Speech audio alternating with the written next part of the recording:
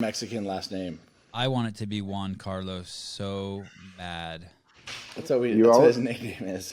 You can change your name. I can't change his name. No, but you can change yours.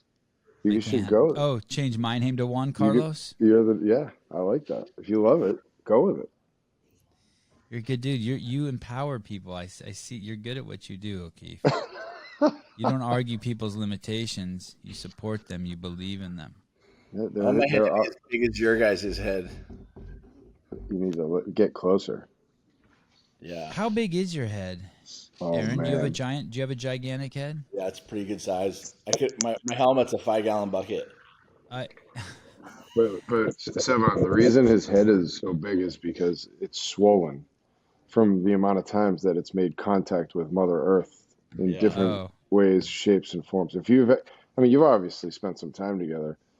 His throttle is always down, trying to figure out, how can I wreck something or someone in the process. Yeah.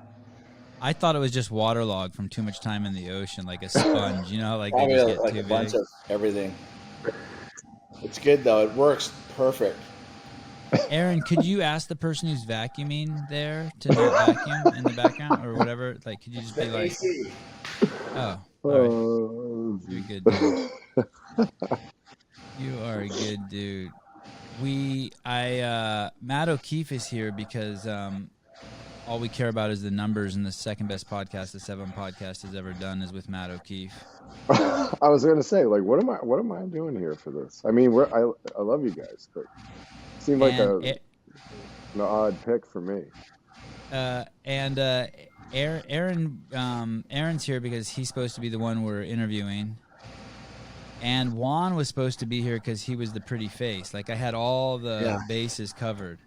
I had the draw with O'Keefe, the good-looking dude with Juan Gonzalez, and then I had Aaron, who's just the mouthpiece, just the brains of the outfit. But I like this. So I get to fill Brian Friend's role in this. I don't say I don't talk at all, and then drop something super insightful at some point, and then go away.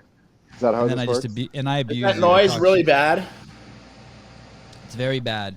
Very bad. I gotta find Sarah how to turn this. I'm gonna break it with a hammer. Yeah, that's not cool. You don't want to do that. It's too much. Or you can move your computer. This is perfect, actually. This is like absolutely. Yeah, here's Juan right here. Juan can go on his computer too. Okay, cool. He has the link. Will you tell him to go on the Chrome browser, Aaron? I will. Oh, so that's good. So we'll get the sound twice as much. Is that how that's gonna work? Good. Yeah. And I'm no HVAC guy, but I would have someone come and look at that AC, by the way. Sounds like you have a bearing loose. Yeah, Sarah should be here in any second. Matt, where are you? You said you're in Nantucket? I am. I'm with my family, my father, my sister, her family, my family. On Nantucket, was here for the week. Little break. That's in the northeast of the United States. You're on the Atlantic Ocean. Yeah, a little island just off the coast of Cape Cod. And Aaron is out in the middle of the Pacific. In Hawaii. There we go. And I am on just shut off. I'm on the other side of the Pacific from Aaron. I'm in California. Aaron, what time is it there right now? It's 11 o'clock. In the morning. You ready to start the show, Aaron? Yeah, let's go. So, who is the best surfer you've ever seen who's a local in Hawaii that no one knows? Who is the fucking playground legend? Who's the guy just everyone knows? I know how he's going to answer this. That's the guy. No one knows his name except for you and the locals. I don't know. That's a tough one. There's so many. There are so many. It's like when you on Chrome. Aaron, it's like when you say that's the hottest chick ever, and your friend's like, "You've said that 12 times today," and they're like, "Yeah, there's 3 million of them." It's like that. It's like there's so many great surfers. There's so many good surfers here. It's hard to gauge that. I mean, I thought you were going to name yourself. That was my first pick, but Yeah, I don't even know. There's like I can't even honestly. It's a hard one to put down. Is there a guy on the island that everyone knows who's the best, or like these there's three like kids? the guy Titus. He's like almost 70 years old, and he's like a legend. We have all looked up to him for he kind of like is the godfather of surfing on Kauai. And he's still surfing. Still surfing. He went with me this past year, but we go tow surfing, and he was charging still at 70. It's like, what is he in shape? Oh, Sevan, yeah. He's a CrossFitter. Oh, he is. He goes to CrossFit Anahola. He's one of the Anahola boys. There. I worked out with him one day there, and Aaron explained after his legendary status. I mean, Aaron, tell him about some of his accomplishments. So he's like the greatest big wave surfer in the history of surfing. Yeah, he was one of the heavies growing up over here. He like people would fly over here to come, and he would kick them all out. He would keep this place very protected, and he would charge. He would be like he would like surf Waimea Bay, just pumping. He pioneered like tow surfing with Laird Hamilton guys and the foiling and just everything. He's just well-rounded athlete that's just just rips and just well respected. Plays music. Been been sponsored by Quicksilver his whole life. They flew him all over the world. So he's very he's a unique individual. He's a dying breed over here. What's his name again? Titus Kinimaka. Oh, and he's a Hawaiian. He's a Hawaiian. 100% Hawaiian. That's just not around anymore. Are you born on the island? Yeah, I was born and raised on Kauai. And how did you end up there? How did your parents end up there? My parents just moved. My grandpa moved over here for work, and then my parents followed him over here, and then they just fell in love with it and just never left. Do you have any dirt twirler in you, or were your parents got any hippie in them, like drum circle? No, my parents are kind of. My dad was a contractor. My mom was. They're pretty middle class style people. Just I was raised in the dirt. All our houses that I was raised up in were unfinished. My dad was a contractor, so they're all unfinished, and the windows weren't in, the plastic was there. It's just hey Juan, how to turn this thing off? Someone needs an ass whooping. Oh, that was quick. Whoa, oh. AC on, AC off. That thing's I'm gonna hit it with a hammer. We just lost half our listeners. So you grow up on the island, and life's good there? Yeah, as a kid? Yeah, it's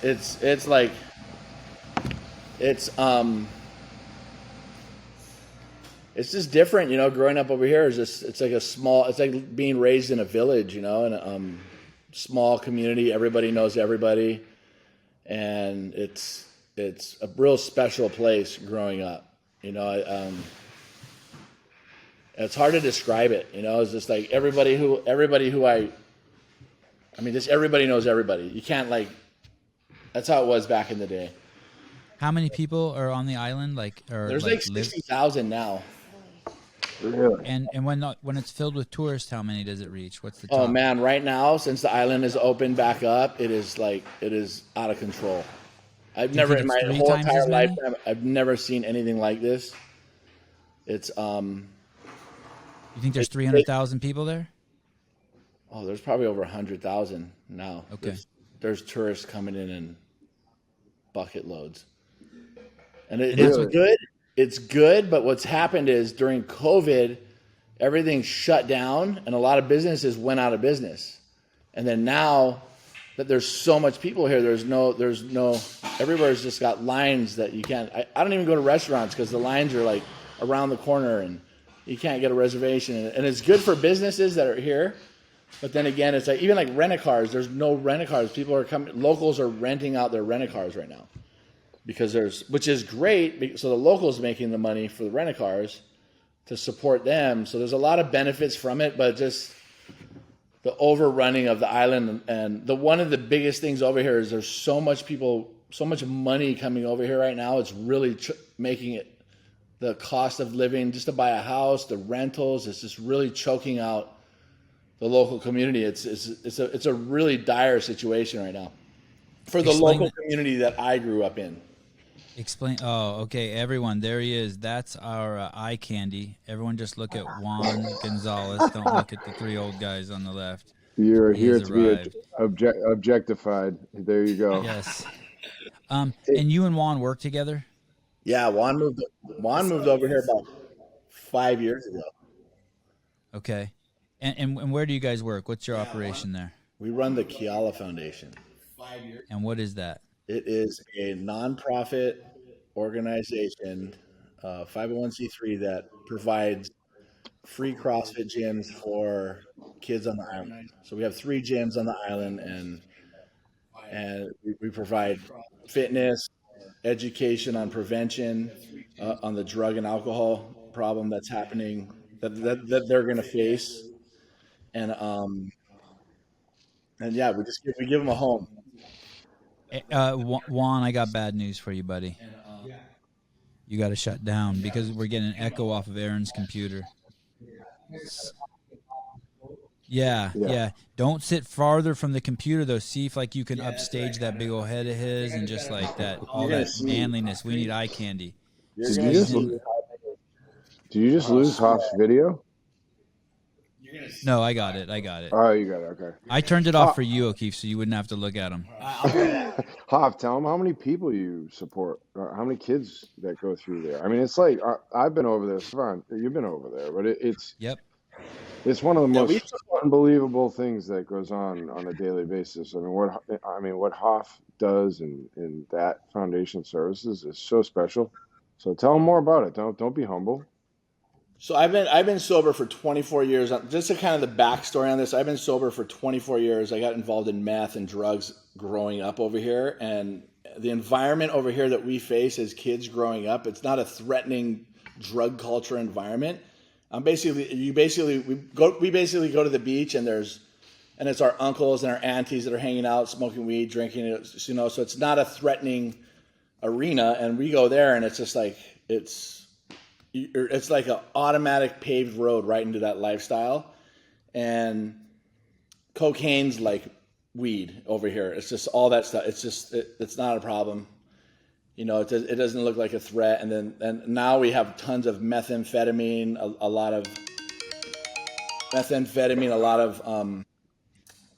fentanyl, and there's all kinds of action going on. Fentanyl and how old are you, Hoff? I'm 47. So at 33, you got I'm 25. I'll be 25 years sober this year. And you said you were 47? I'm 47. So at the age of 22 years old, you got sober? Yeah. Math, right? And when I got sober over here, it's like I couldn't. All my friends were getting. I basically couldn't hang out with them. I basically just told them all, screw off. I can't. You guys are. I just can't. And then so what I did was I grabbed kids, really young kids. I ran them into the ground. I take them surfing, diving, and so I could have fun. I would go to AA meetings, but it's all old people there, so it wasn't really like an attractive environment for young kids. But I knew like if I left that space, I would be dead. Because suicide was like where I ended up. Tried that several times, and then luckily I didn't succeed, so I'm still here, as you can see. Luckily. And then I hung out with these kids, and these kids saved my life. They basically saved my life from the predatory drug problem over here. Okay, hold on. I got to unpack some of this. Give me a second here. So at 22 years old, you're getting sober. I contextualize that with myself. I think I smoked weed for the first time when I was 22. So at 22, you've already lived a long life. How old were you when you started using? Like I was like 9 or 10. No shit. Yeah. And that's just like you. I deal with 11-year-olds, 10-year-olds, and yeah, Deacon's 13. One of the kids is here is 13. It's a really tragic epidemic that's so overlooked on this island. Beautiful island, but the most deadliest place to raise your kid. Let me. You don't think it's just because you lived it, and so you're looking for it, and maybe it's not really that bad? Oh no, it's bad, dude. We have probably the highest rate of suicides over here, drug overdoses. The families that I deal with are just ravaged and broken in the local community too. It's no joke. Like what I see, everybody knows me as the sober guy, so I'm the guy that everybody comes to be able to get help. And my phone, it's constant. The amount of the people that I deal with it's nobody should. I wouldn't wish that on anybody. And it's like my family members. It's like everybody I grew up here with, like watching my big family just being wiped out and nobody doing nothing about it. Absolutely zero. Our state, our county, they have no idea how to handle it. So you have this island with 60,000 people. You have, and basically every road, at every turn, there's some temptation to, even at a young age. Okay. There's one road. The one road is littered with marijuana, methamphetamine, fentanyl, and it's easy. And why is it so easy to do? Because you're not in school, or because the adults aren't parenting, or it's not threatening. You're down at the beach. It's a beautiful beach over here. You can have a couple beers, smoke some weed, hang out, go surf, and and a lot of the best surfers that we look up to are just drug addicts. We're like, wow, this guy rips in the water. So I want to, and these kids are like, we aspire to be like these guys, and they're just all strung out junkies. And the culture is that if you were at the beach at 10 years old and your uncle was smoking weed, he might just give you a puff of his joint. Oh yeah, they're giving you beers. Go buy me you're basically a bartender at a very young age. They're like, boy, go grab me. I'll give you $1. Go grab me a beer from the cooler. And you start doing that stuff. Uncles will send you here. And it's just. That's the way it's all set up, It's probably. And so I didn't understand this part of the story. So at 22 years old, you join AA, and is it you? Who were these kids that you started running with? These sober kids? Were they kids that you were trying to help? No, they weren't sober. They were just younger kids who haven't been affected by the drug problem yet. They were headed into it. So these were just younger kids that a lot of them today. How I learned this program actually survived the drug thing, the drug epidemic, because when they were with me, I educated them. I gave them all the tools. I told them about what's going to get them, what was happened to me, how I fell into it. And then some of these kids, they went into it, but they knew what was happening, and they were able to come back out early, and join the CrossFit gym that I started running. But they were prepared. Like the kids, what we do with our classes now is we prepare these kids with the tools to be able to survive what's going to try and kill them, over here. So you're 22 years old, and when you say kids, you're talking about 15, 16-year-olds? Oh, I was grabbing like 10, 12, 13, 14-year-old kids. Any of the kids that wanted to come with Uncle Hoffy, I would just take them. I would go early in the morning, take them to go dawn patrol, surfing, running in the just going surfing. Unreal places. And so you're helping them, but the way you tell the story is they saved your life. Yeah, because is that because they kept you busy? Yeah, they kept me busy and doing fun things, and just real simple life. Just right there with me, just running, and I didn't realize that till after. Some time went on. I was like, man. So that's why I dedicate my life to these kids, because I wouldn't be here living this beautiful life that I have if it wasn't for those kids. And did you relapse ever? No, never. So, did any part of that not relapsing have to do with the fact that you were surrounded by these young people that you felt an obligation to be a good role model to? Yeah, well, I've always maintained a solid environment to be around. Like my house has always been like a halfway house. A lot of my friends came and lived with me over the years that I was always taking. So my house was based it was probably the only halfway house on the island for years. It probably still is. How many people do you think have stayed with you over the years? Oh, I can't even count. There's hundreds of people that have got their life. I've been here for 5 years. It's probably been like 50 people, 60, like in just 5 years that have done like 3 to 6 month stints with us. I mean, when we're there for the run, it's inevitable. One of the evenings we're on the back porch with literally like 60 people. What we're doing is having essentially an AA meeting, and 50% of the people there aren't in sobriety or AA, and they're, taking it in with us. But man, it's magic. I mean, honestly, everything that Hoff is describing is how it works. Like you see yourself in other things you either see people struggle or you see people that could, leave that path, and it invigorates you to, help. People helping people. AA is like not rocket science. It's literally just people talking about their problems, relating to each other and helping each other out. And I mean, what goes on with Kiala is magic. I mean, it's hundreds of kids that he's teaching to not take the path that he took. I mean, and at the time, I'm sure a lot of them later in life realized what they were given, but they're just having fun. They're working out and eating and hanging around with a lot of good people. What he's providing them a service essentially to stay away from is, man, what so life altering. It's crazy because the stuff that goes on over there, it's hard to describe unless you see it. No hyperbole here. Throughout the years that I've known Aaron, probably 6 different people have told me stories of going to his house for one of these, I don't know what it is, a love fest, a agape, just sitting around eating and talking to people hot dogs telling their stories. And truth. And like I can think of like 5 or 6 people who've told me that, holy shit, like I had an awakening there, like something happened to me there. You should come do it. And I'm like, nah, I'm good. I'm good. I'm good. I'm scared. I'm good. It'd be good for you, Sevan. I'm good. But the best way I can describe that, the environment over here is just being accepted exactly the way you are, as broken as you are, as, you know what I mean? We're all equal, and you just learn to be able to be okay to just be transparent, just talk about like, dude, this is what, and no judgment, just like, bro, right on. Like I could take my shirt off there and it would be cool. You could take your shirt off and, and awesome. Whatever, and just be like, that's Sevan, right on. Sevan's not perfect. We all know that. Oh, shit. So, but it's okay because, you know what I mean? I'm not perfect. I have, you know what I mean? And I'm the farthest thing from perfect, but that a lot of good things come from imperfect people, I think it's no perfect people are allowed. Let's put it that way. Yeah. So basically everybody's welcome. You have an identity in the community. So let me go back. So at 22 years old, you basically start helping people as a method for your own kind of ad hoc rehab.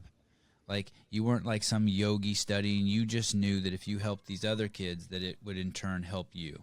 Yeah, and it was when I was at the bottom of the bottom when I went into treatment. I tried to commit suicide 3 times, and just like I had people wanting to bury me, looking for me. I had cops looking for me because I owed them money because I sold them stolen stuff, and I just had my mom would grab her purse and follow me around the house because I would steal everything. You know what I mean? It was just that. And then I hit a bottom, and then somehow I made it to a treatment center, and it was like Christmas Eve. I was sitting there, and I don't preach God to anybody or whatever. I have my own relationship with God. That's to me, it's very beautiful. It's personal, but I was sitting in there in the fetal position. I was laying in my bed in the fetal position in a bunkhouse with like 50 people, and I just said, God, if you're real, you need to come now because there's no way out of this. I was like, because all I wanted to do is get high, and I couldn't see myself without getting high, and it's a trap, totally possessed. And then this peace came over me, and everything was washed away, and this voice just said, Aaron, you're going to be okay. And it was pretty much like I had my glasses on backwards my whole life, and then I put them on, and I could see everything for what it was, and I knew exactly what I had to do from that point on to make a change to get where I'm at today. You know what I mean? A lot of it's been faith, but it's always been through, like, I have to help other people, you know what I mean, with this gift, because not many people, it's a real selfish world, and everybody's out to get their own. But that's like the worst way to go about life, when you learn how to start helping people, and that's when you really start living. When all you're thinking about is my personal family, my bank account, my mortgage, my this and that, you're doing a huge disservice to the way you live. Because we're, as human beings, I truly believe our highest level of existence is when we're giving back and helping others. Was this facility in Kauai, this one where you had this? Okay, because okay, I was trying to catch you. You said there wasn't anything in Kauai, so there's some consistency there. Yeah. And in this moment, when this peace comes over you, did also the awareness that you would spend the rest of your life paying it forward, or did that just come naturally? Yeah, I just knew already that was like the only way. Yeah, that's the only way. Like I get to keep what I have is by giving it away.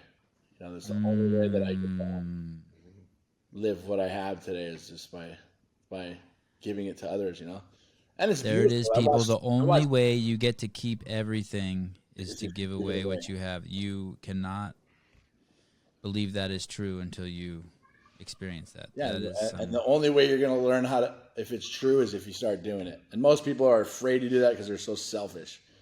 It's scary as shit too, man. It's the scariest. I mean, you were hardly anybody lives that way, you know. So there's I've had a similar experience to what you're saying, and I was thrust into it too. Like I didn't like find it under a rock myself. You know what I mean? I was thrust into that position too. Here, let me throw you at the bottom of the pit, and you hit the ground. You're like, shit, I got nothing. And then hopefully you realize, oh shit, now I have everything.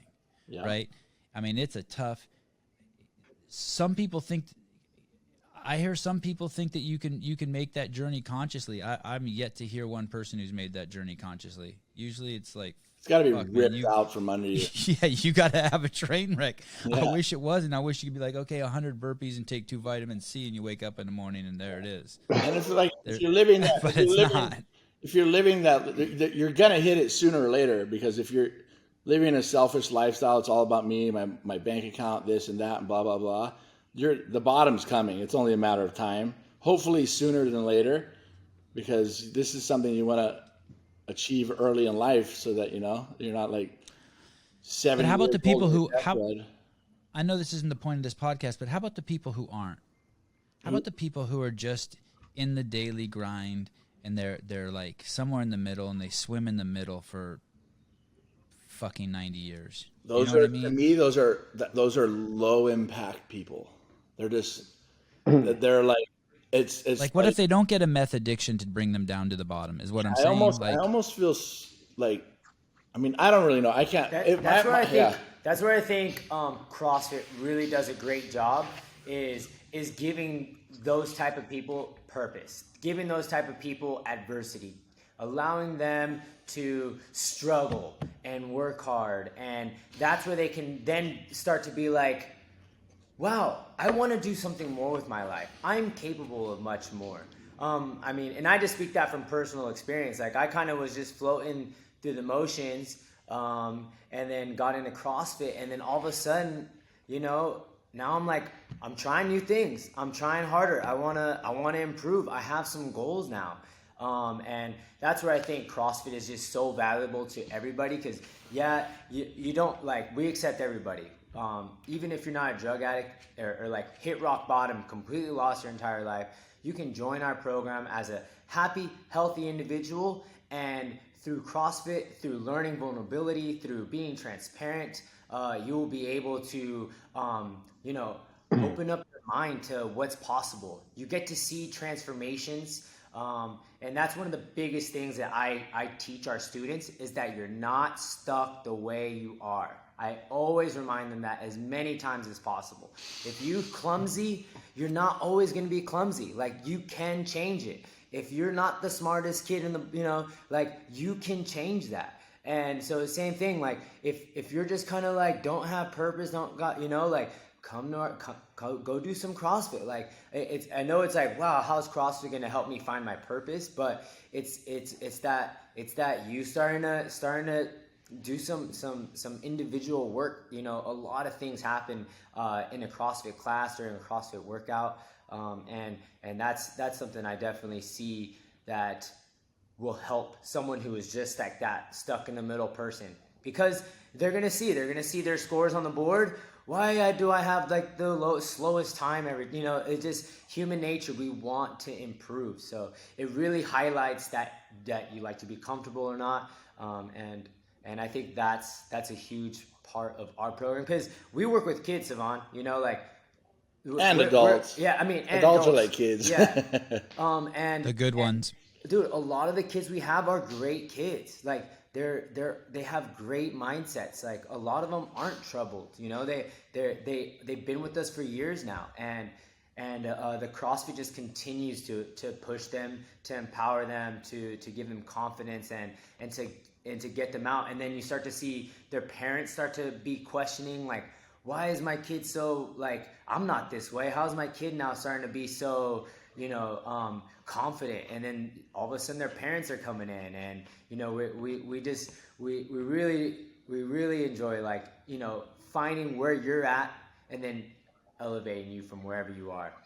And Juan has a point too, like that comment about people in the middle. That's been a tool that I used to reach people, because when you like, a lot of my friends that didn't want to go to AA and the kids like that, when I first started CrossFit, like, I started taking them to the gym, and then it created that environment where we started suffering together. There was that bond was starting to, and so that's the only reason I got behind CrossFit, was because that is the most important tool, is being able to create that bridge of transparent communication between each other. And that was just like, as soon as I seen that, I was just like, well, this is huge right here. If this is used in the right way, you'll do some powerful stuff with it. And it's the fitness is the benefit, but the bridge into the person is the goal for us, because that's where you make the change. That's where they start to have the awakening, that, you know what I mean? It's like the elevator doesn't have to go all the way to the bottom. It can stop and they can get off there and then just start going back up, and it's that environment that you cultivate. That like, there's a lot of commonality there with what we would experience in AA, right? It's like, yeah. It's the normal world scenario, really, for people listening to relate to. It's, we all suffered and go and talk about it, and, have that commonality, and, it's something that's really the bridge for us in recovery. But it's similar in a CrossFit gym. It's what attracts, I think, a lot of people in recovery to CrossFit as well.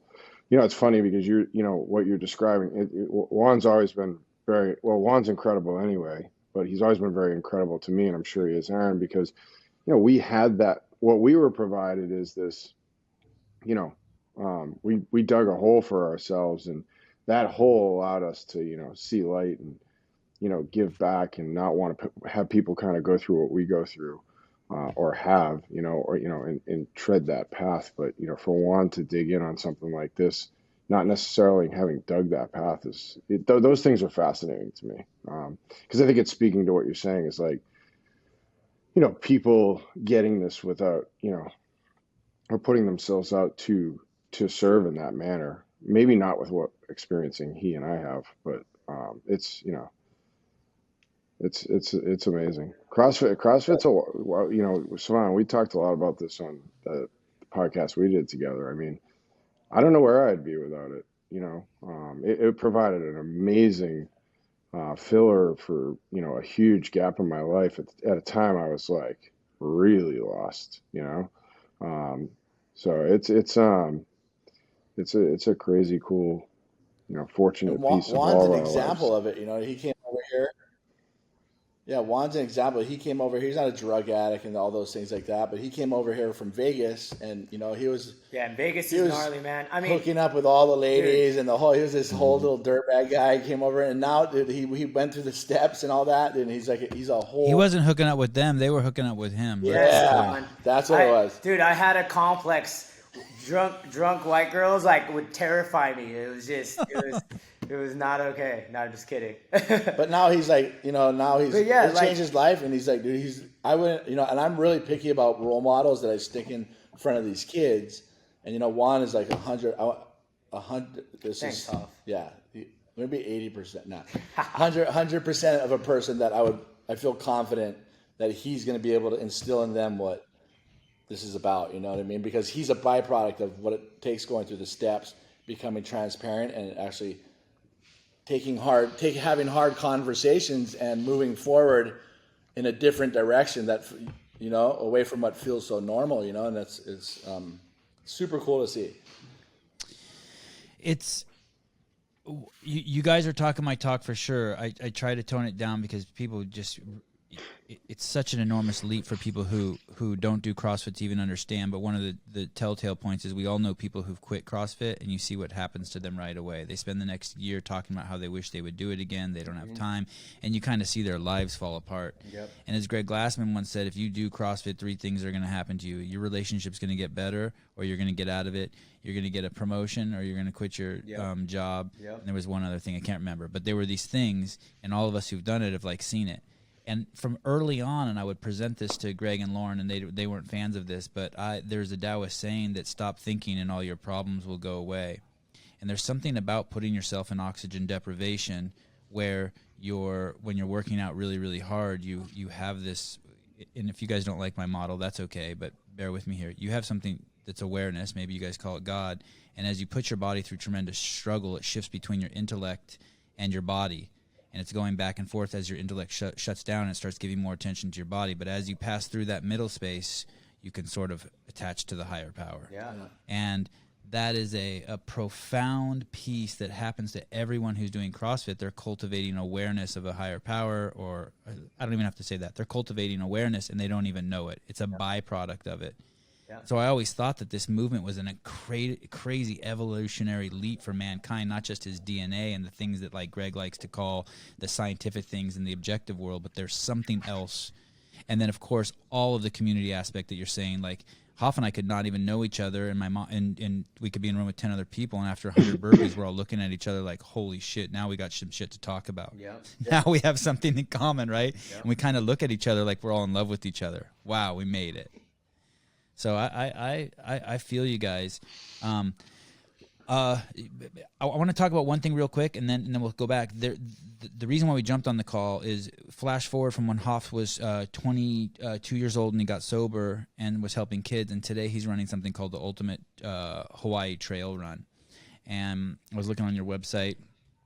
Let me, my screen closed for a second. And last year there were 642 runners, 58 states and provinces, 8 countries, and 2,000 plus. And that was the virtual. That's an impressive event to throw during the COVID response era. Huge support. So it is a place where a lot of high profile people flock to. Who goes to that? And then we'll go back and talk about how you built it. But what is the event? Who attends it? Who can attend it? Is it just for elite athletes? It just like, is there a waiting list to get in? Like, what's the deal here? It's for everybody. I mean, I've pretty much every top CrossFit athlete, all the top surfers, all the they come and support it. But this is an event for everybody. It's not just my mom can go. Your mom can go, and your grandma, and your whoever. You know what I mean? And the run is always I tell people it's a beautiful hike, or it's going to be a nightmare. Either way you take it, that you can have it how you want it, you know. I'll be careful about my experience. Just make sure I don't deter anyone. Don't let him fool you. Keeps us telling his experience is my favorite. I'm just like, oh my god. And I need detail. And somehow you still get people to come. Yeah, I need details, Hoff. So I had red. Sorry, clay. Go ahead. I had red clay washing out of my ass for about 3 months after that event. So. You got the good dirt. That's all you have to say. That's all you have. That's all. That wasn't red clay. That was. I'll leave that one alone. Okay, Hoff. So tell me, what is the event? Like I need to know everything. Like, how long is the run? Where do people stay in the hotel? Where do they sign up? Where does the money go that people pay to? Like, what are all? So if you're planning on coming this year, what you would want to do is definitely sign up for the run. What's the date? Start to get a rent-a-car right now, and then we do have. I mean, the best thing to do that a lot of people are doing is just going on to VRBO or just looking on the island for. There's a lot of really good rates right now for September, because that time all the kids go back to school, and so that's a very good time where the island's a lot slower. But we are experiencing a lot of people, so it is good to get your rent-a-car, get your hotel, and you can get like rooms down at the Kaloa Landing. They've always supported us. You can get a 2-bedroom that sleeps for $700 a night, but it sleeps 8 people, and it's beautiful. I mean, you can sleep 10 people in there if you wanted. If you're just coming, you get, and it's huge. And that's with the discount code. If you go to the Ultimate Hawaiian Trail Run site, you can click there. But then also don't hesitate to go look for other places on the south side. You don't want to go up north. It'll be a nice little drive, but south, east, or west would be the general area you'd want to be to do it. And what's the date of it? September 18th. And then but it starts. We have a golf tournament. The first event's going to be a golf tournament that starts on the. It's on Wednesday. It's on the Wednesday. So the whole week kind of gets built up just being in the gym, right? Sevan, we just talked about CrossFit. These are people from all over the world we've never met. We just start to do workouts. So we have a pretty awesome schedule in the morning and the evenings, every day leading up to the run. Starting on what day? Starting Monday. Monday is Monday. We call it Monday. Trail Run Week starts. Okay. We get different athletes, different people that show up, a little bit earlier, a little bit later. But Monday we'll start like our trail run schedule. The gym will have whoever is here of our friends, CrossFit athletes. Like I like to call the Hawaiian Trail Run like the CrossFit All-Star Game. It's like whoever ends up doing well, whoever like is happy with their, did really well, they end up coming to the run. That's what kind of always happens. So fresh off of whatever happened at the CrossFit Games, now we have all these athletes. They're coaching classes. They're working out with people. And it's like Noah Olsen, you got Jason Kalipa, Miranda, all these guys that are veterans, and they're coaching the classes, they're doing seminars, and it's awesome. Pretty it's special. Really a good time. And it's not like where they meet, it's like where they see somebody at the games and they're just kind of like, oh, you know what I mean? This is actually, you're there for a week, so you're actually getting to know these people, and then the last day you're running with these people, so you actually build a genuine relationship like with these people. They're not just athletes. They're like, you get to actually meet them on a human level where it's like, hey, this, let's China Cho, you got Tasia, all these guys, and we're all here having fun, helping the community, just doing helping others. Yeah, I think he really nails it. Like, you go to these events, you don't ever get to talk to them. You might get a picture, and it's just like they're kind of here. They're really welcoming. We've created this environment. They trust us. We're in a gym, and you actually get to hang out with and work out with your favorite CrossFit athletes. It's really cool. And yes, this year we're going to be doing a golf tournament this year on Wednesday at Poipu Bay. I have just recently gone into golf. I absolutely love it. It's just something that we're excited to go for. It's at Poipu Bay, which is a really historic course. In golf, there's 4 majors. So the winners of each major would play at this tournament or at this course for a good 15 years. So just lots of history, awesome course. And, just a lot of friends in the CrossFit space, it's they're looking into getting into new sports, new things. And golf is definitely like just emerging as this sport that very similar to CrossFit, right? Like when you play football, you're not playing football like how they play football, right? But like us in a CrossFit gym, we can do the same workout as someone doing at the CrossFit Games, with different weights, different scalings. Golf kind of has that same vibe, same community. And so we're excited to go for it. That's Wednesday.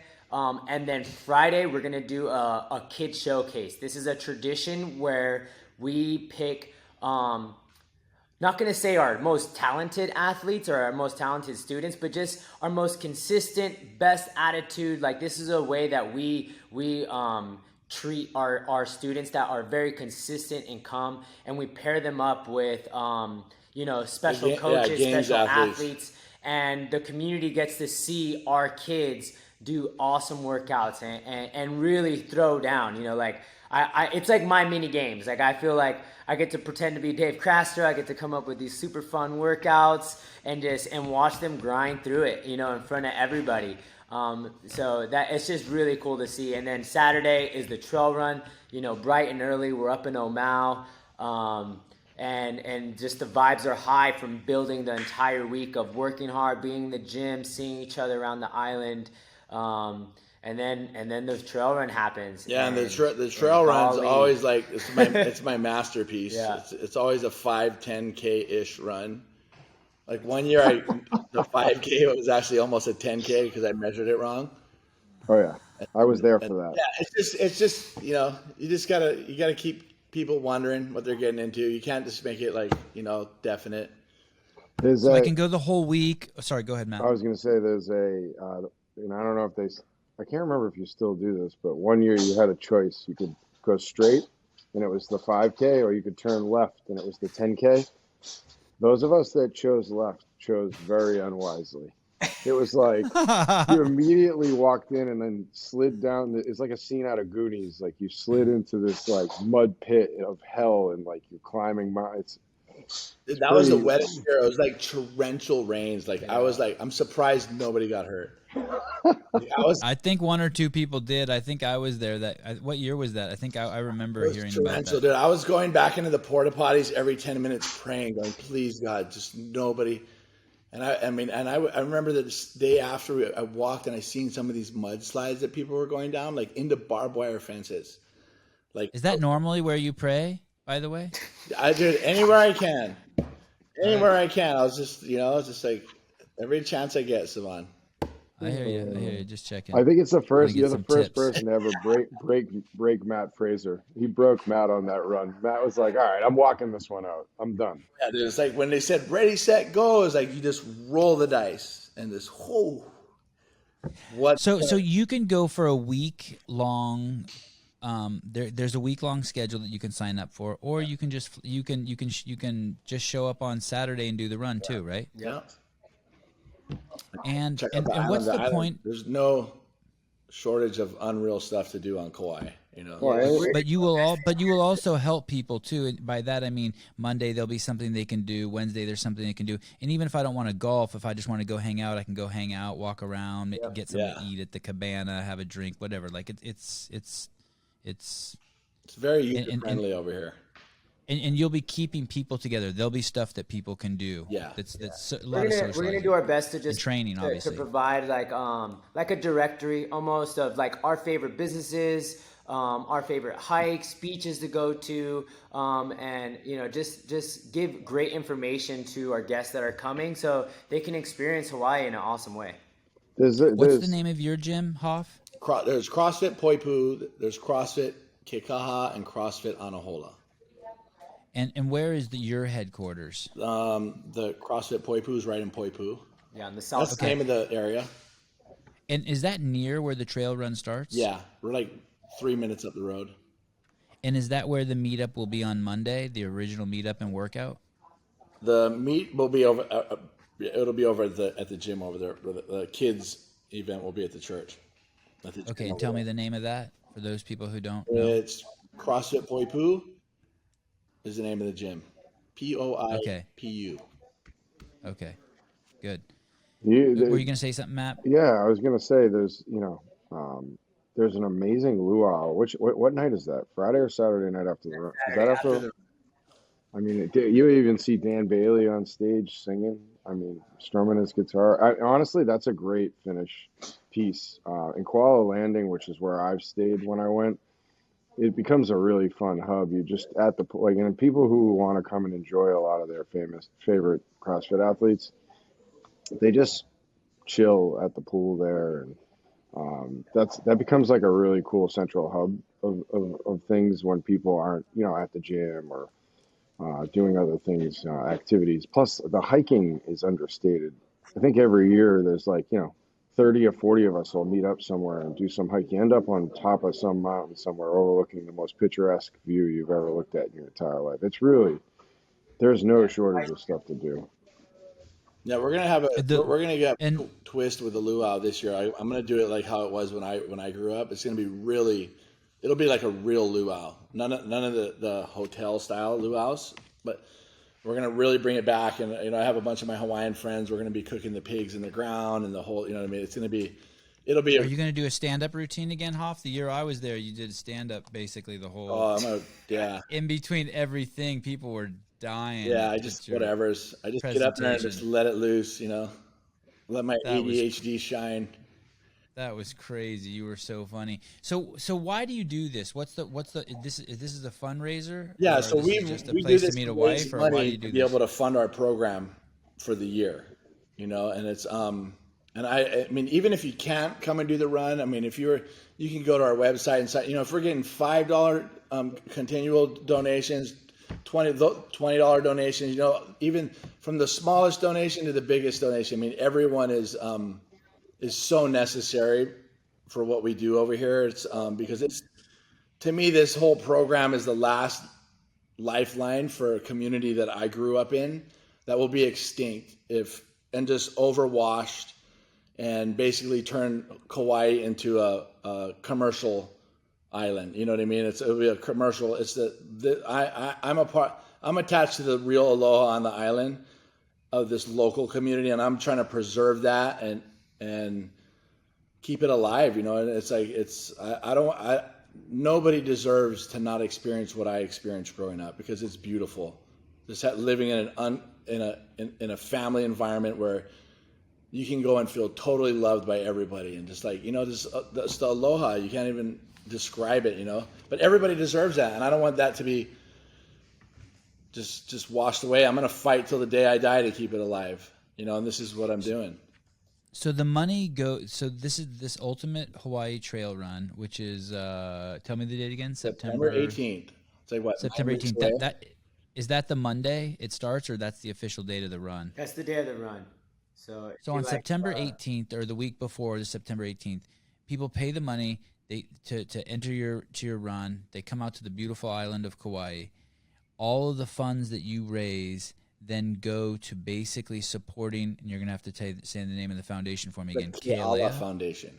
Keala Foundation, which is basically a giant room filled with mentors and good people and fitness equipment, and you basically give kids direction and an outlet through being around good mentors and good movement, right? Yeah, we give them a structured home.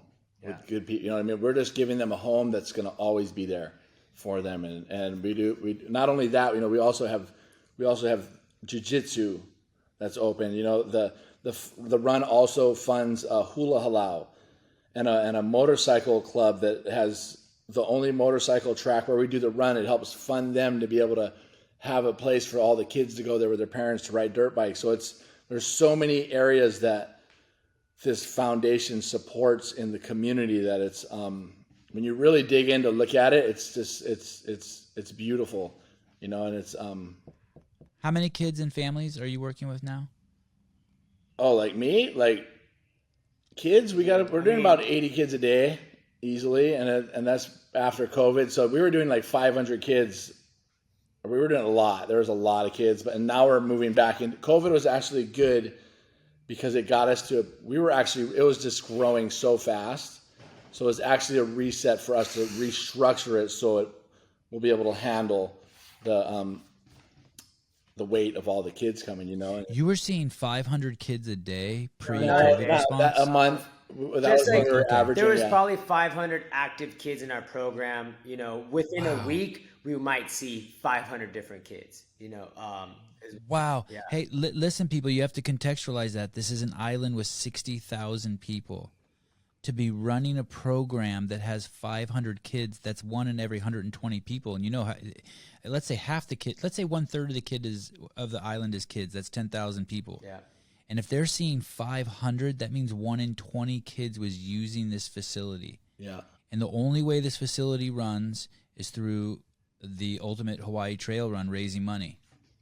Yeah, it's crazy. I mean, those numbers are crazy, dude. That's see the impact. That's nuts. I see the impact when one kid gets this.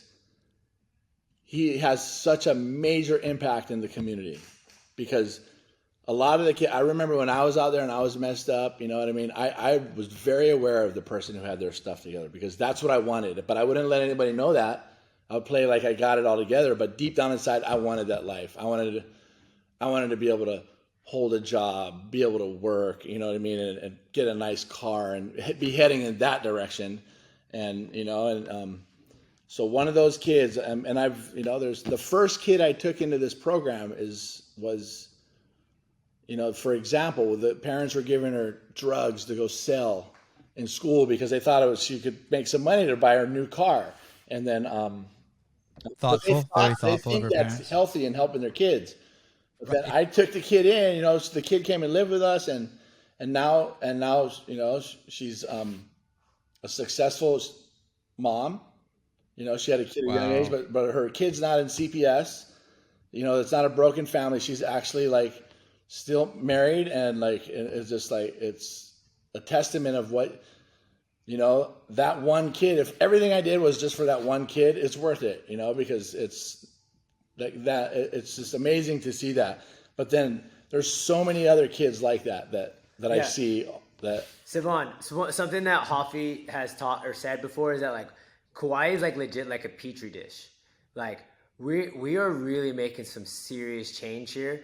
I've been here for 5 years. I've gotten to see kids go from high school, have a goal to play football, make the football team. Like in college, I've seen elementary kids, now middle school to high school. So we get to see this transformation.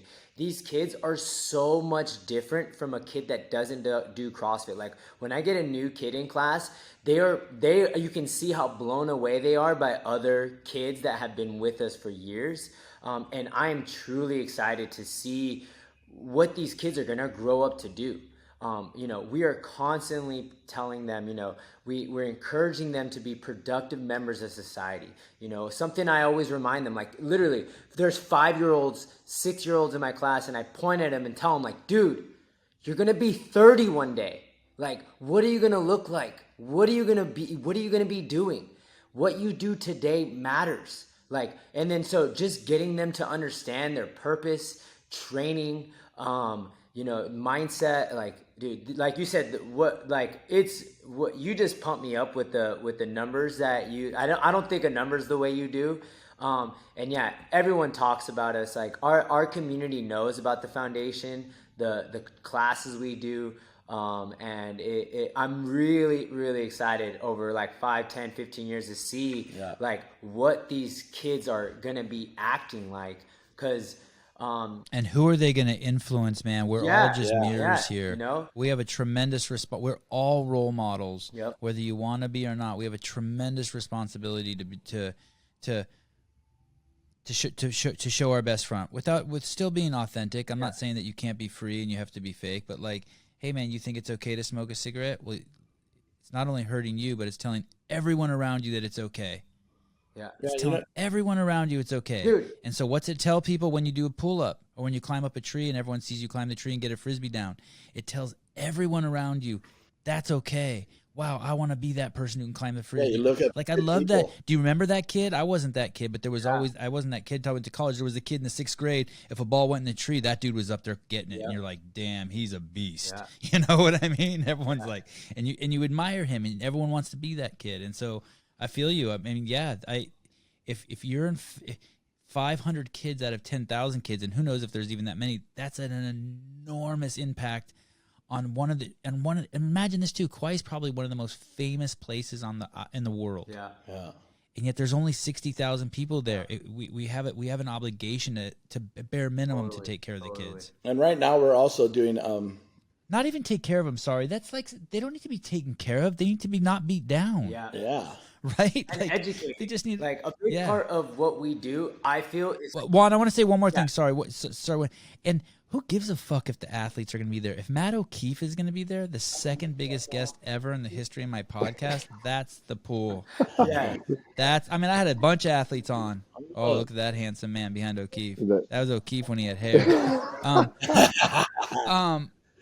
That is by the way, your head looks amazing. The 3 times you took it off, you must have that's pretty, dude. Shiny. That is nice. Just stop fighting it. I mean, God, I want to touch it. I just want to rub it. But O'Keefe is go out there and see Super Agent Matt O'Keefe, and boy, Matt, you got great vibes, dude. So and one of the things that we're doing too right now. Sorry, Juan, I'll get off my horse. One of the things we're doing right now is we're like actually creating. These guys are putting down the curriculum so that they'll be able to people will be able to do this. We'll be able to like help a gym. If they wanted to do this program with the kids, we'll be able to like assist them with. It's not going to be just like, oh, here's the programming. They'll get support from us to be able to help the coach start to become transparent, so that he can be able to affect the kids and be able to like be a real role model and be able to speak his life experience into these kids in a way that we do over here. So that's in the process right now. These guys have been working hard on that. So that'll be That's something that's going to be exciting. We're making this so it can go anywhere in the world, and it'll change the community. I do want to say something about that because that's my first experience there. That was my immediate reaction was like, there's some special sauce here, and it is Hoff and team, but there's got to be a way to to get this out because there's it's such a special program that can be useful anywhere in the world, and I know Hoff and the team have worked really hard to figure out best ways to do that. But if people are listening to this and are interested in this, come, whether you do the run or not, show up early and help. But like, think about and look at this program because it can affect your local community. It's something that obviously has well, there's stats with what Hoff has done, but this problem is not exclusive to Kauai. This is everywhere. I mean, any local community can have a ton of benefit from this, and these guys want to help. So I and they need people that want to take the initiative to help spread that message and word and get this thing started. When I went there and experienced that first time, and he and I talked a lot about this that year. There's got to be a way to get this out further than just the island. I mean, I'll help for the rest of my life, with the island, or this foundation helping succeed on that island. But I really would love to see this thing. Some people receive these same gifts in other places because it's really special. O'Keefe, is someone having troubles lighting the stove at your house? Yeah. I got my family's starting dinner over here. Tell them to use a match, man. That's like 18 tries, man. Just tell them to go old school. Just get a match and throw it on the spark, dude. What's up? That's funny. Yeah.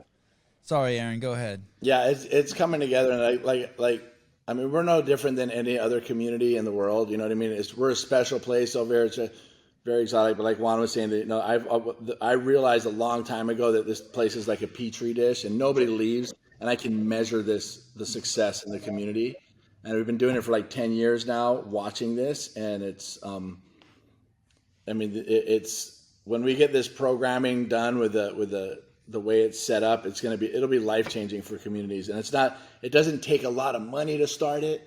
It doesn't take a lot of overhead and all this. You can actually just take this stuff and start running with it. And as long as you are able to help coach the person and that's going to be in front of these kids on how to work through their stuff so they can actually be able to talk about it, their life experiences, the stuff that everybody always feels so uncomfortable to talk about. Your stories are your greatest tool that you have. And when you can become okay with them and help these get, experiences and share these, how it was affected with you and this and that, man, you'll have a powerful coach. You'll have a coach that not only gets people fit, but transforms lives, walks people back from the gates of hell. That's and it's for real. I've watched this over and over work successfully for so many years. And and I just want everybody to be able to experience this because how long have you guys been, how long has the run been in existence? What year is this going to be? 9th year. What did he say? Okay. It's been so many years. Yeah, can I just touch on the curriculum again real quick? Yes. The curriculum. I like it how Hoff says something and Juan's like, okay, let me unfuck this a little bit. And Hoff's the boss, but Juan, but you can tell how much he trusts Juan. He lets Juan keep him. Hey, why don't you just put your hand up his ass and talk for him, Juan? Just be like. Yeah, I mean, I love Hoff.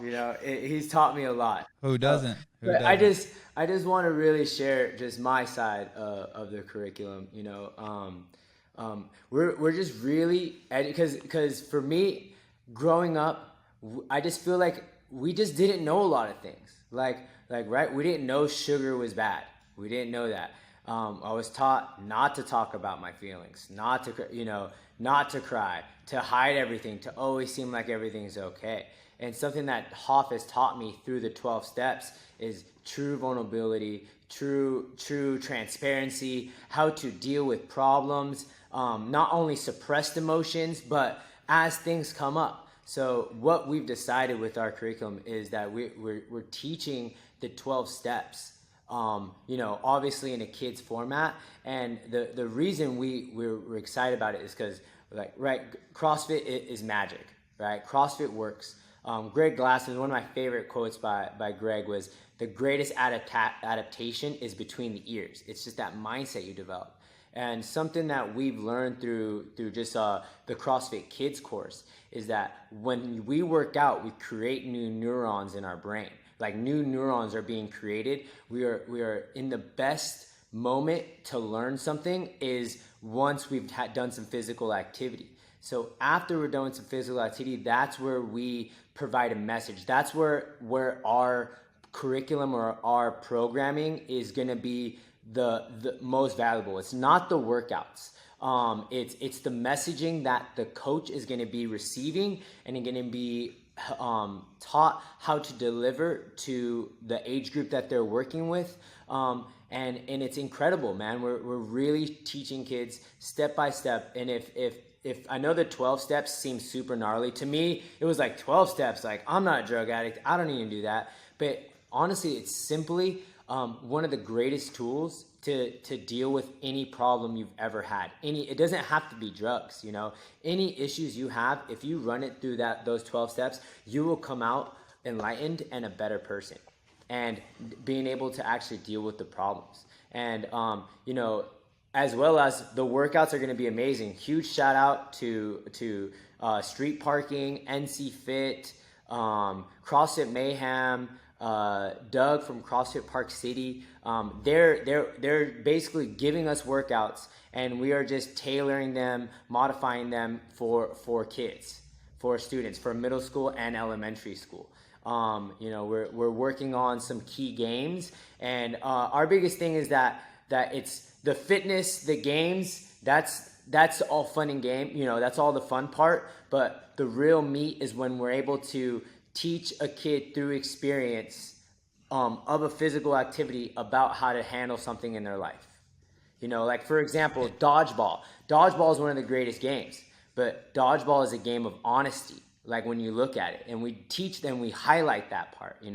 Tic-tac-toe. Tic-tac-toe is a fantastic game, but tic-tac-toe is all about being to make good decisions under pressure. Can you make a good decision under pressure? And for kids to be able to align those type of thoughts, we're excited to see what that turns out. And that's what we're trying to give to our community, is not just that these are awesome workouts. It's how do you tie in a message that really resonates with a human being, that is going to help them grow, going to help them prepare for their future, going to help them be a productive member of society, and to be able to deal with their own problems as they grow up. So that's kind of like what we've been working on. Well, there you go. And that's where your money goes, people. You get to go to Hawaii.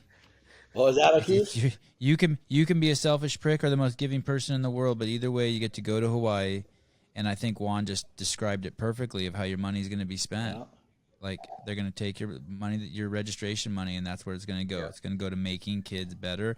And especially if you have kids, you want all kids to be better, because it's the world all our kids are going to live in. And this is, I've always said that the solution is in the community, and this is a big problem, and where to even start to make a difference. And it's like, every individual, anybody who's listening, you're a part of the community. You're a powerful individual that can become a part of what we're doing, even if it's like donating $5 a month, like I said, or whatever's, to create something that's going to go and affect all these other communities. I see this thing going out, being dropped in any community, and just instantly giving that community an opportunity to have something to stand behind that's going to change the community. It's not like one of those, if it maybe or it will change the community. You know what I mean? It's a definite 100% will work in the community, because it's proven 100 times over here.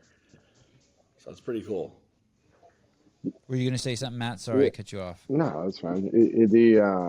You guys touched on something that I think is, it's funny, and Hoff can relate to this most, which is like when you have, you go through your recovery process and you learn the 12 steps, and, you're part of that community in AA. One of the things that comes across you pretty quickly is like, wow, this could be very applicable to just the average person's life. And to hear that, what they're doing with this with kids is applying that to, not necessarily a scenario of recovery is like music, honestly, because it's people who, and if any, here, like, people probably like, eyes will glaze over with this because, I think people in recovery a lot of times do, think that they got all the answers through this experience through AA. But I will tell you something that, that process, for even people that haven't struggled necessarily with, the object of alcohol or drugs, you can apply it to anything in life. And they're proof of it, applying it to these kids, and their process and growth and maturation is amazing, honestly. I tell you, like, that magic, that peace, that's the secret sauce, like that getting out, like that's a big thing that I don't think a lot of people have applied a lot of energy to the general market, what you would say. It's not a market, but like that, man, for people to be able to receive that gift and not have to go through the struggle and pain to get there is awesome. Yeah. Yeah. And it's like, I mean, I've always, like, alcohol and drugs is just a symptom of a bunch of suppressed feelings that we've just never dealt with or we've been taught to deal with. And drugs and alcohol, there's other things, there's sex, money, whatever you want to talk about, whatever it is that you can, to make yourself feel better, we'll use that to feel better. You know what I mean? Because it's like all this suppressed stuff, it's just over time when it's stuff, we just start not feeling comfortable in my skin. You see everybody's happy and you're just kind of like, you get that fake happy face on, like, oh, I'm doing great. But inside you're really dying inside, and it's just, the 12 steps, the way that stuff's set up, just takes all that away when you start working through it. It's the most unbelievable thing that's been set up to actually change people's lives. And it's just to understand that it's not just alcohol and drugs. That's just a symptom of a tool that we use so we don't have to feel the way we feel. It's a quick way to change the way you feel. Quick little high, but then down the road, it stops working, and you should do 100 burpees instead. Yeah, I do it every day. It's great. You want to escape the noise of your brain or the discomfort. Hey, when you were sharing that, Sevan, earlier, I read this book from Eckhart Tolle, and he described the human condition is lost in thought. That's the state of the human condition. They're just everywhere but now, everywhere but living in the moment. He's fantastic. He's awesome. He's an amazing man at pointing into the unknown. He's also he speaks very succinctly on the subject of, hey, your mind got you in this problem. It's not going to get you out. Yeah. Like, you're not going to think your way out of this one, buddy. So, yeah, you nailed it. You read a lot of Eckhart Tolle? Oh yeah. Yeah, him. There's another book that's written by Emmett Fox. Blasphemy, Mr. Hoff. Blasphemy. You ever heard of Emmett Fox? No. The book Power Through Constructive Thinking. That's those are the big book that the Bible's good. It took me a while to be able to understand that. That's a tricky one. And then the Emmett Fox, the Power Through Constructive Thinking. That's where the AA book was written from. That the book's like over 100 years old author. I may have to text you that again. I can't even read my own writing, and I just wrote it. Power Through Constructive Thinking. Yeah, I'm going to get it today. Pretty deep. The guy. Have you read that one, O'Keefe? I have not read that one. I'm down. I'm in on that. I've read we'll have a race for time. Who could read it the fastest? I've been telling Juan all about it. Dude, whenever I give that book to people, that you can't put it down, dude. It's like one of those. It's like, and he talks about a lot about the process of like being of service and giving, and how important that is. And it's like, it's pretty. He just nails it. Goes straight for the jugular when you start reading it. If you don't want to read it, is he still alive? Is he still alive? No, he's dead because it was. You're saying dead. That the 12 steps were built on from that book. Okay. I will give one piece of sage advice for those who attend this run. When Hoff asks you to take a ride or do this with him, or just take caution. Okay, that's all I have to tell you is take caution. If hey, you want me to teach you how to surf? You want me to Want to take a ride? You want to take a ride in the ATV? Your life is being taken into his hands. I got a good story. O'Keefe caught me in my own game. So I thought he was gonna say caught you in your underwear. Yeah. So after the event, so we went. He's like, let's go up the coast. I'm okay. I'll make it a little bit of time. We'll go run up the coast on my boat, the Nepali coast. So we cruise up there, and Matt Fraser's like, dude, I want to jump off the cliff. I'm okay. I got the cliff for you to jump off. So we come all the way around the corner. It was me, Matt. We had Matt Bickle, Matt Fraser, Sam Dancer, my friend Bick. All on one boat. All on one boat. Big boat. Eugene, and then and you. Guy, the one from Australia. Oh, James Newberry. James Newberry. So we go ripping around the corner. We pull up to this cliff. It's like a 70-foot cliff. I'm all, there's your jump. Now you're gonna go up over here, climb up on the rocks, and then climb up the backside and jump over. And Matt looks at me. He's like, bro, you're coming with me. I'm like, no, I'm not. I gotta drive the boat. And then O'Keefe's like, bro, I drive boats all the time. I'm just like, no. And then I'm like, damn it. And I look behind. I was trying to get out of it. I turn around. I'm like, I'm only going to jump if all these guys go and jump. And they're like, let's go jump. I was like, frick. So we ended up. So we went up. My friend Bishop got cut up, climbing up on the rocks. And then we're going up scaling this cliff. And once you're going up it, it's like, there's this one point where it kind of like goes out and over. You're like committed. I like kick a rock off. It rolls down, cracks Sam Dancer in his head, hits my other friend Bishop somewhere in his head too. And then we get up, and I'm like freaking out. I'm just like, oh my God, I'm getting up to the top, and this is so high. And I'm like, bro, I just got to jump. I can't even like. Hoffy's not good with heights. I can't even think. If I sit there for a second, I'm going to be screwed. And then they're going to have to because you can't climb back down. Yeah, there's no way you can climb back down. And then. So I go up there and I get up there and I just jump. I bomb. First thing I get up there, I bailed everybody. I just was way ahead. I just jumped in the water. And then Bickle jumped and he like. Does it hurt? Does it hurt? He did. He broke his what? His tailbone? Yeah, he did something to his tailbone and it's messed Sevan, this is one of those cliffs where like it's tidal, right? So but as the waves come in and out, it can be like 10 feet less depending on when you jump. And Matt isn't scared of many things. When he came back, he was like, good choice not driving the boat. That was scary as shit. And they all come back like Sam Dancer's got blood coming down his face. You know, Matt's feet are all cut up. I'm like, what are we doing right now? You know? Yeah. And you guys don't even drink. You don't have an excuse. Oh yeah. It's like, no one has an excuse. One of those like, oh, this is probably not a good idea, but we're already here, so let's just see what happens. Well, but the climb up, like this is the best part. There's some footage of this out there. The climb up is not like, you know, you walk up the side of a hill to this thing. You're skill climbing without ropes up the side of a cliff to get to this free spot. Solo Hawaiian style. Dude, right before I climbed to, I look at Matt. I'm always like, dude, you got to come jump. I look at Matt Beckham, bro, if there's ever one time you don't have to do something that I'm asking you to do, this is the one time you can like bow out if you want. Wear a helmet when you're with Hoppy is the moral to the story.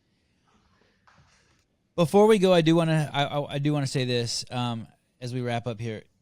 All kidding aside, we're having some fun on here. It's important to go to the Hawaii Trail Run. O'Keefe's a great guy. Juan's a great guy. But if you don't know Aaron Hoff, you should meet him. He's the kind of, you'll meet a lot of people in your life, and there's some people you'll meet that you'll never forget. And Aaron is extremely loving, but there's something intangible about him. Yeah, he's very. They call him Uncle Hoffy, and it's not because like, oh, it's a nice thing to say. It's because if you ever had a great uncle, and I had a lot of great uncles, he really is that guy. You can hug him the first time you see him. You can call him anytime. He is when you meet him, you'll know exactly why he's in the position he's in, and you'll see why he's so well connected, and why everyone wants to know, why everyone wants to be around him, why everyone wants to participate in what he's doing.